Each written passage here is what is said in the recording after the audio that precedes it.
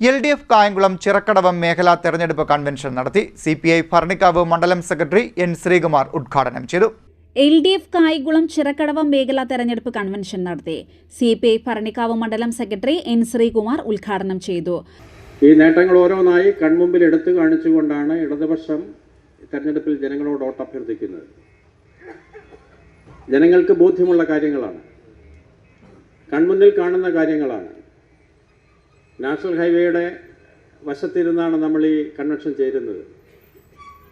National highway development എന്നുള്ള ഒരാശയം കേരളത്തിൽ ഇനി നടക്കില്ല എന്നാണ് UDF 2011 മുതൽ 2016 വരെയുള്ള അവരുടെ ഭരണകാലത്ത് UDF തീരുമാനിച്ചത്. കേന്ദ്ര ഗവൺമെൻറ് മറ്റൊരു സംസ്ഥാനത്തോടും കാണിക്കാത്ത മനസാക്ഷിയില്ലാത്ത സമീപനമാണ് കേരളത്തോട് കാണിച്ചത്. ഭൂമി ഏറ്റെടുത്ത് കൊടുക്കുന്ന ഉത്തരവാദിത്തം കേരളം നിർവഹിക്കണം. അതിനുവേണ്ടി 6000 കോടി രൂപ കേരളം മുതൽ മുടക്കണം എന്നാണ് കേരളത്തോട് ആവശ്യപ്പെട്ടത്.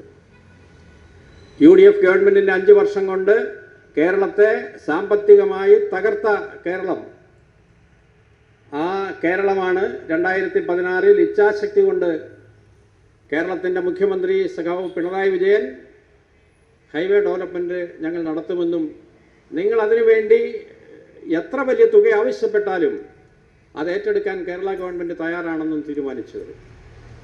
ഈ ഹൈവേയുടെ വികസനം ഈ വർഷം അവസാനത്തോടെ പൂർത്തീകരിക്കും. ഒരു ജാതി മത വർഗീയ ശക്തികൾക്കും ഈ കേരളത്തിന്റെ മണ്ണിൽ സ്ഥാനമില്ല എന്ന് പറയാൻ വേണ്ടി പോകുന്ന തെരഞ്ഞെടുപ്പായിരിക്കണം ഇത്. നമ്മളുടെ ശക്തി ക്ഷയിപ്പിക്കുക എന്ന ലക്ഷ്യത്തോടു കൂടി ഏറ്റവും നീചമായ ഒരു ക്യാമ്പയിൻ ആദ്യഘട്ടത്തിൽ അവർ അടിച്ചിറക്കി. അതിനുശേഷം ഇന്നലെ നിങ്ങൾ കണ്ടു കാണും, സ്ഥാനാർത്ഥി കരയുകയാണ്. അത് ആദ്യ സംഭവമാണല്ലേ.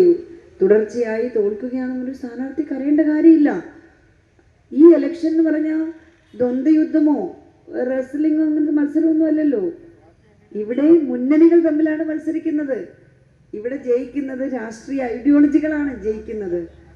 ഓരോ രാഷ്ട്രീയ പ്രസ്ഥാനവും അവരുടെ നയപരിപാടികൾ പ്രകടന പത്രികയിലൂടെ ജനങ്ങളുടെ മുമ്പിലേക്ക് കൊടുത്ത് ആ നയങ്ങൾ കൃത്യമായി നടപ്പിലാക്കി ഈ കേരളത്തിലെ ഗവൺമെന്റ് പ്രോഗ്രസ് കാർഡ് വരെ ജനങ്ങൾക്ക് കൊടുത്തതിന് ശേഷമാണ് ഈ ഗവൺമെന്റ് വീണ്ടും 2021 അധികാരത്തിൽ വന്നത്.